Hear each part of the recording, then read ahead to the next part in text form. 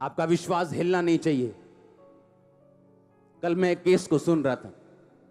उसने कहा जब मैं मसीह में आई दो साल से, और 2 साल से मैं बाइबल पढ़नी जब शुरू की, मुझको डिप्रेशन के अटैक होने शुरू हो गए, और मेरी फैमिली कहती जब से तूने बाइबल पढ़ी तब से तू पागल हो गई।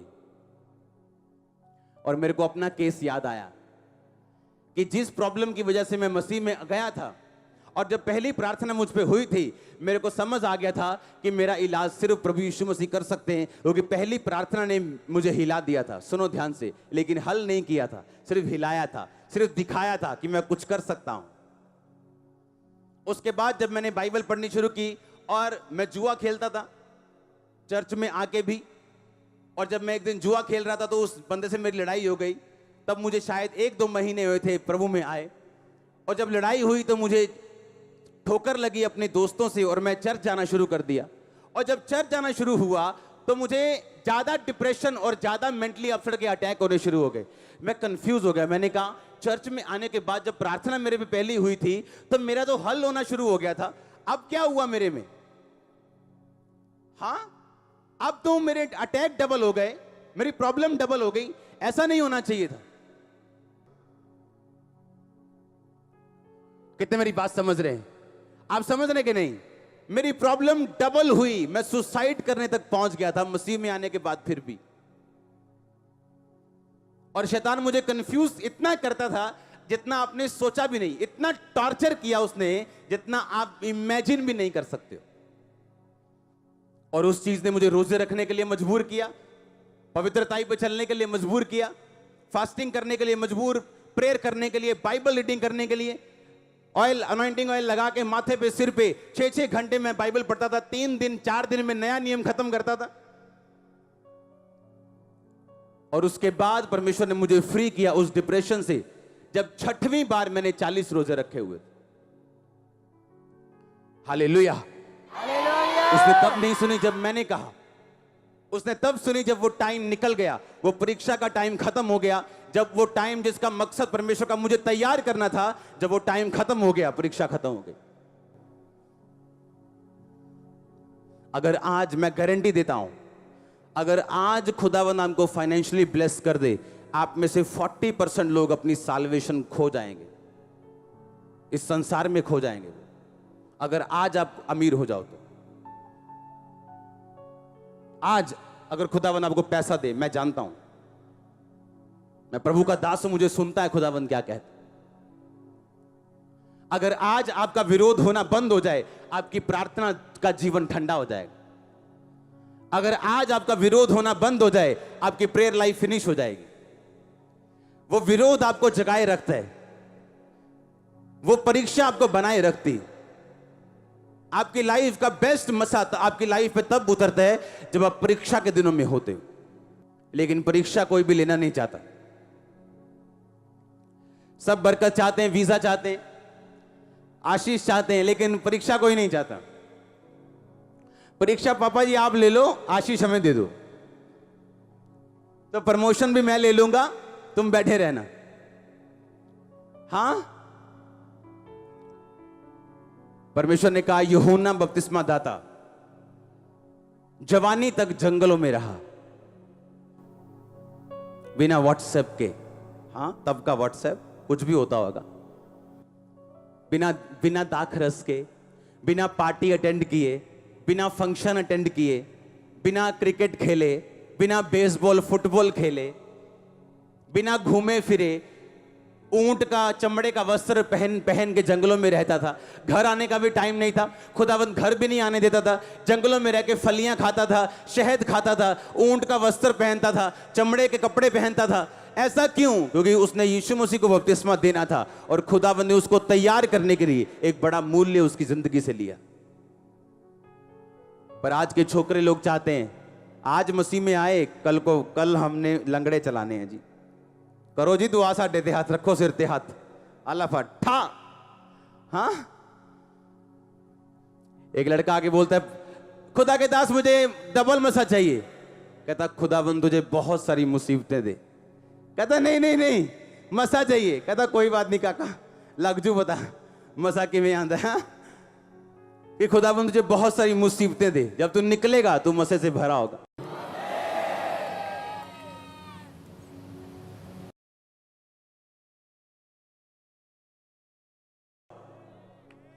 और अगर तू ना निकल पाया तो तू कहीं का नहीं होगा, ना घर का ना घाट का। मसीह में आ गए हो तो आपको याद रखना है कि शैतान आपको जानता है। बाइबल कहती जब मूसा निकालने के लिए गया इजराइलियों को, तो उसने कहा, अरे इजराइली लोगों, प्रभु ने मुझे पूछा, ये देखो, भेजा उसने, ये देखो छड़ी ठा सांप बन गई, ये देखो मेरा हाथ अंदर रखा तो कोड़ी हो गया, वापस रखा तो ठीक हो गया, खुदा ने मुझे भेजा है। ठीक है, हम मानने के लिए तैयार हैं। लेकिन जैसे ही मूसा को भेजा गया इनको छुड़ाने के लिए, राजा ने तंग करना डबल शुरू कर दिया लोगों को। उसने कहा, अच्छा ईंटें बनाते हो, ठीक है, ईंटों को पक्का करने के लिए पराली डालते थे, पराली, ईंटों को पक्का करने के लिए पराली बीच में डालते थे ताकि ईंटें और पक्की हो जाएं। उनको पराली वो लोग लाके देते थे, कहते अच्छा आज से पराली तुम इकट्ठी करोगे, तुम ही पराली इकट्ठी करोगे, तुम ही ईंटें बनाओगे। अगर एक बंदा रोज 1000 ईंटें बनाता है तो 1000 ही बनाएगा, उसकी ईंटों की गिनती कम नहीं होगी और पराली तुम ढूंढोगे। और लोगों ने कहा, मूसा तू हम पर विपत्ति ले आया है, तू हम पर तलवार ले आया है, तू ऐसा काम तूने कर दिया कि राजा ने हमें दुगना तंग करना शुरू कर दिया।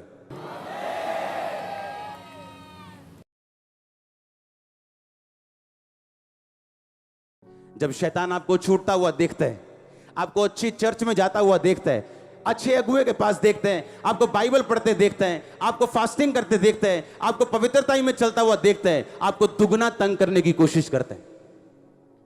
हाँ, आपका हस्बैंड जाग जाता है, असली शैतान जाग जाता है, दारू डबल शुरू होती, चरस डबल शुरू। आपको लगता है ये क्या हो गया, मैं तुम ही चर्च जा रही हूं, ये पूरा कैसे जाग गया शैतान। आपको खड़े रहना, अगर भगाना चाहते हो परमानेंटली। अगर आप खड़े नहीं रहे हो, डर गए कि नहीं शैतान तो पूरा जाग गया, आप घर बैठ गए, वो शैतान चुप कर जाएगा पर उसके अंदर ही होगा सर सारी उम्र, और आपको थोड़ा थोड़ा तंग करता रहेगा और कभी जाएगा नहीं। लेकिन अगर आप अड़े रहे और खड़े रहे, वो डबल तंग करेगा पर आपकी लाइफ को वो छोड़ के जाएगा। जब वो जाएगा, बोरिया बिस्तरा साथ लेके जाएगा, बीमारियां और श्राप और गरीबी साथ लेके जाएगा, जो चीजें वो पैदा करता है उन्हें साथ लेके जाएगा आपके घरों से और फैमिलियों से। और आमीन, जितना ऊंचा और लंबा ब्लेसिंग होती है ऊंची और लंबी। हालेलुया। पर हमें डर लगता है, इसलिए बहुत सारे लोग बोलते हैं, जब मैं चर्च में बढ़ना शुरू हुई, जब मैं प्रार्थना करना शुरू हुई, तो मेरे घर में ये प्रॉब्लम शुरू हो गई। तो ये बड़ी अच्छी बात है आपके लिए, ये बड़ी गुड न्यूज है आपके लिए। इसका मतलब आप राइट प्लेस के ऊपर हो। इसका मतलब शैतान को आग जा रही, उसको तंगी हो रही, उसको डिस्कंफर्ट हो रहे, वो आपको डरा के चुप कराना चाहता है। तो परमेश्वर ने कहा, डरना नहीं, चुप नहीं रहना। वो एक शॉट मारे, खींच के दूसरा मारना, वो भागेगा। आमीन, ऊंचा आशीष ऊंची। हालेलुया। तो आप तैयार हैं परीक्षाओं में से होकर गुजरने के लिए? उस परीक्षा में यीशु मसीह चुप कर जाएगा। वो टीचर जो पूरा साल आपको बच्चा बच्चा कह के पढ़ाता है, जब पेपर होता है वो आपकी ओर देखता तक नहीं। आप देखते हो जैसे चूचा नहीं देखता कुक्कड़ की तरफ, अपने पिता की तरफ, कि सारा मैनू माड़ा है दासी देना है, एक माड़ा है हिंट ही दे देन, और सारा दा अखा कर दा उन कि मेरे वाल देखना भी नहीं। हाँ, और चुप रहता है, वो समझाता नहीं। यीशु मसीह चुप रहता है परीक्षा के दिनों में। आप बोलते हैं, आप फास्टिंग करते हैं, आप रोजे रखते हैं, आप रोते हैं, वो चुप रहते हैं। और वो महीनों चुप रहता है, कई बार सालों चुप रहता है, क्योंकि उसके बोलने का अपना टाइम है। वो सड़क पे चलने वाला वो बंदा नहीं जो तोता रख के बैठे है कि आप तोते के मुंह में 10 रुपए डालोगे और तोता आपको काट देगा और आपकी मर्जी के हिसाब से बोलेगा। वो जीवित परमेश्वर है, तोता नहीं है। वो अपनी मर्जी के हिसाब से बोलेगा, और जब उसका दिल करेगा तब बोलेगा, और जब वो बोलेगा आप अपनी बेस्ट टेस्टिमनी में होंगे, आप अपनी बेस्ट गवाही में होंगे, आपकी फैमिली अपनी बेस्ट गवाही में होगी। आमीन, ऊंचा तो रिसीव करो यीशु मसीह के नाम में। हालेलुया। क्या उसके साथ चलने के लिए तैयार हो? खड़े रहने के लिए तैयार हो?